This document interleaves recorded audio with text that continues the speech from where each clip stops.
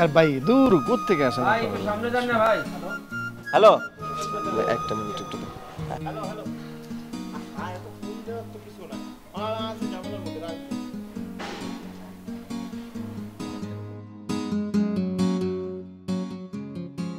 আসসালামু আলাইকুম uncle.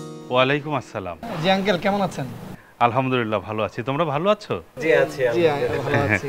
Uncle, আমরা রিয়েলি সরি, আসলে এখানে দাঁড়িয়ে আছেন খেয়াল করি না। প্লিজ সামনে চলেন। না ঠিক আছে, এখানে তো ঠিক আছে লাইনে। আঙ্কেল আপনি সামনে যান, আমাদের দেরি হলে সমস্যা নেই প্লিজ। কোনো অসুবিধা নেই বাবা, আমি এখানেই ভালো আছি। শহীদ আরিফের বাবা না? হ্যাঁ, আরে ওনার জন্য তো আমরা এতটুকু করতেই পারি। সেটাই তো বলতেছি। আঙ্কেল আপনি প্লিজ সামনে আসুন। না ঠিক আছে ঠিক আছে, সবার অনুরোধ।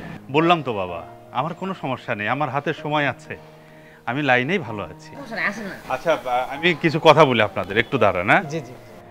আমি শুরুতেই কৃতজ্ঞতা জানাচ্ছি আপনাদের সবার প্রতি যে আপনারা একজন শহীদের পিতাকে সম্মান দিচ্ছেন। এখানে শহীদ আরিফ শহীদ হয়েছে এই দেশকে বৈষম্য মুক্ত করার জন্য।